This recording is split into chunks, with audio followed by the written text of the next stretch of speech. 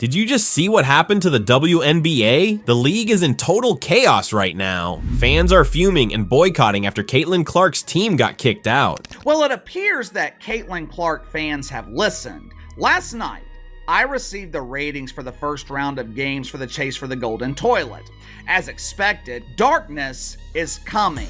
The spotlight is rapidly fading. No matter how you spin it, the truth is that most people didn't really care about the WNBA until Caitlin Clark showed up. 2 years ago, their home attendance was 1,800 fans. Their average this year, home attendance, is 17,000. That's almost 10 times. And, of course, the big difference is Caitlin Clark. And now that the star of the league is gone, the WNBA will return to what it was before the Caitlin Clark effect. A lot of the Indiana Fever fans or Caitlin Clark fans that you speak of are no longer going to watch the WNBA now that the Indiana Fever are out. I mean, there's no denying it. She single-handedly brought the league into the spotlight. Despite being mistreated, she gave her best. And now that she's out of the league, people are going back to not caring about WNBA once again. They have no fans. And now that Caitlin Clark has exited, they'll get to deal with the traveling gay sex cult that they're comfortable with. That's what WNBA games have been.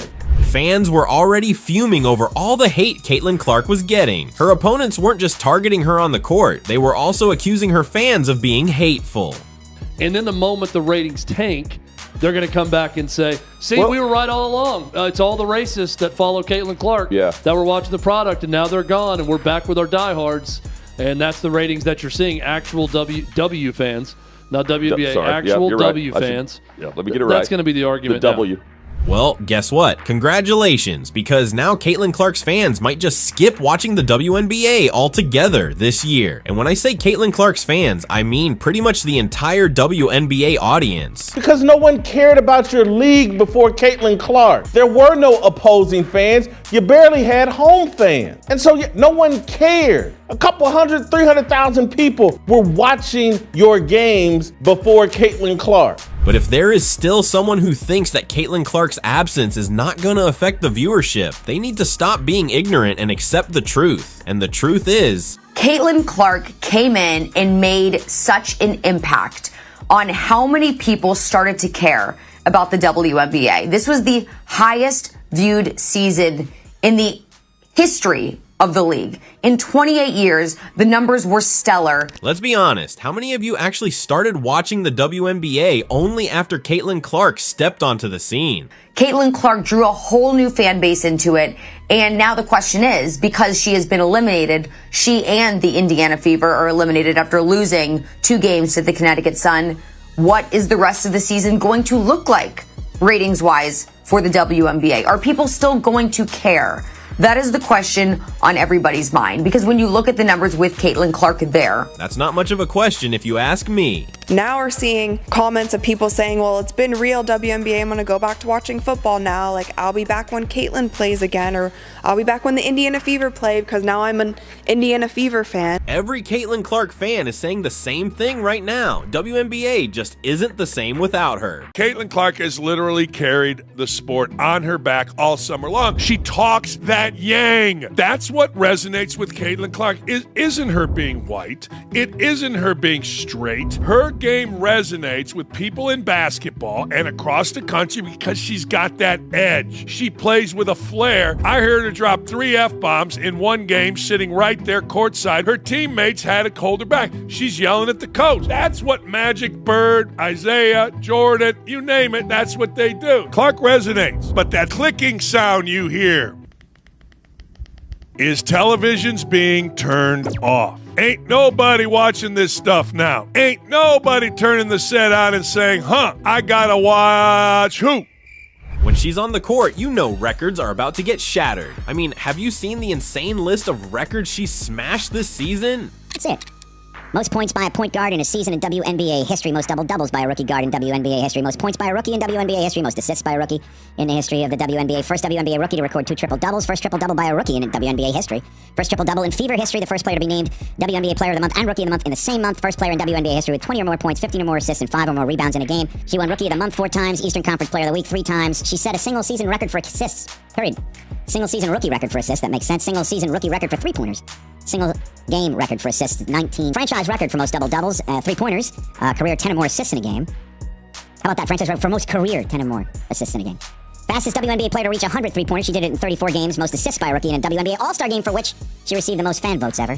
700,000 of those. Fastest player to reach 350 points and 150 assists to start a season regardless of years in the league. She's racked up so many records that we had to speed up the video clip just to list them all. If that's not impressive, then honestly, what is? The WNBA is already seeing a big drop in viewership, and the numbers don't lie. The Indiana Fever playoff game pulled in more viewers than the next 3 playoff matches combined. Caitlin Clark and the Indiana Fever had over 1.8 million viewers, and the rest of the games had around 400,000 viewers. If you added them up together, they still wouldn't add up to 1.84 million. Sundays are usually all about football for most Americans, but Caitlin Clark changed that. Even with the NFL games on, people couldn't resist tuning in to her WNBA playoff match, which pulled in a record-breaking 1.8 million viewers.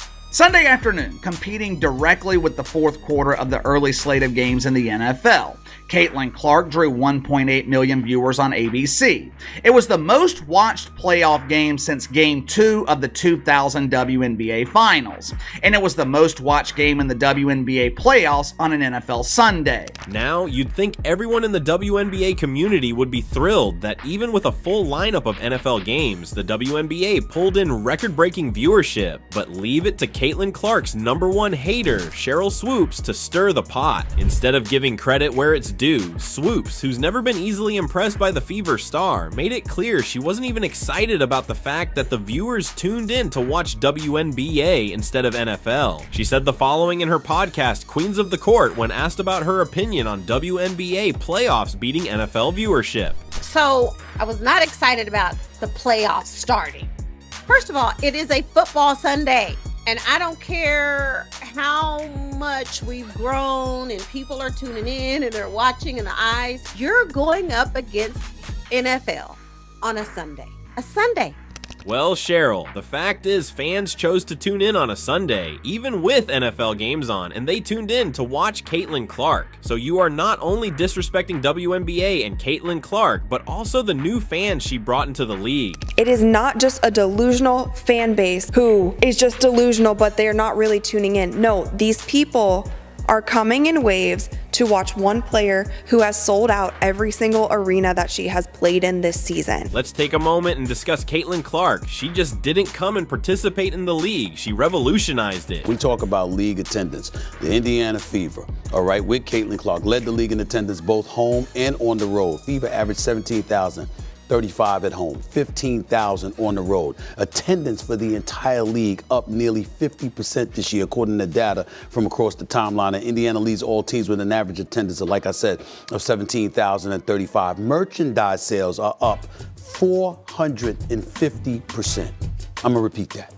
Merchandise sales are up 450% for the WNBA, according to Fanatics. So she took the WNBA players from cramped commercial flights to private charters. Before Caitlin Clark brought in all the new fans and attention, players had to fly commercial to games. But with her rise, everything changed. The WNBA announced they plan to commit $50 million over the next 2 seasons so players can fly on chartered planes. The league faced backlash on social media when Indiana Fever star Caitlin Clark and the team was seen walking through a Dallas airport headed to a commercial flight. I need any females out there who are fans of the WNBA, who are fans of WNBA players, who are critical of Caitlin Clark in any way to stand down, chill out. You need to hug that girl when you see her. You need to embrace her.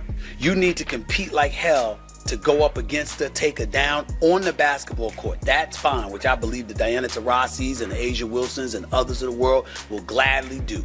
But in her very first press conference, she brought up the fact that they had to fly commercial, and the next damn day, $50 million was committed to the players. Who you think has something to do with that? She could have been selfish. She was selfless. It was the Caitlin Clark effect that led to all this. And despite all of this, she had to meet with a lot of hate and jealousy from other players. Their argument?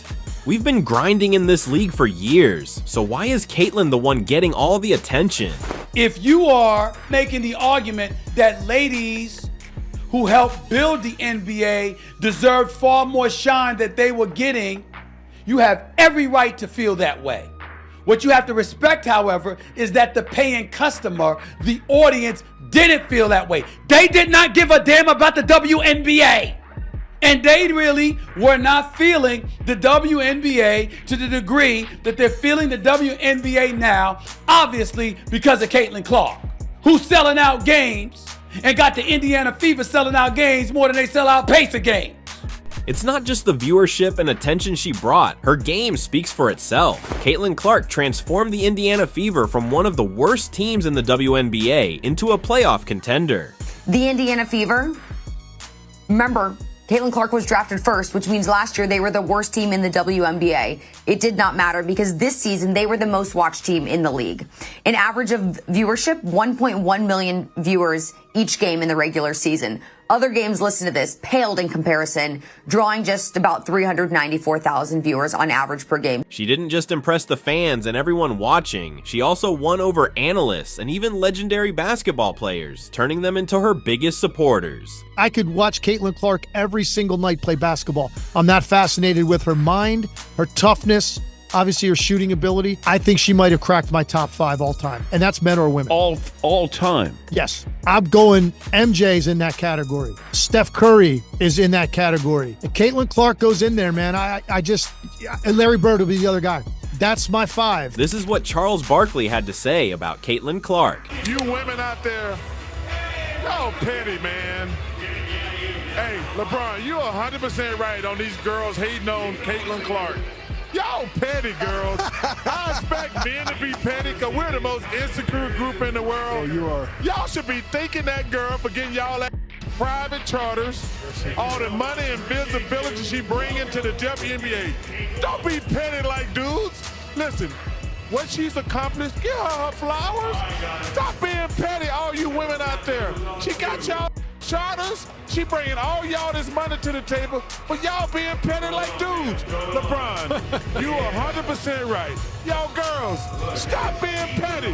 Caitlin Clark, thank you for bringing all that money and shine to the WNBA. Now, everyone's starting to question whether the WNBA is a failed product that can't survive in the market without Caitlin Clark. Her absence has left a lot of doubt about the league's future without her star power. I'm saying they should have done everything they can to keep Clark playing. Maybe I'm wrong.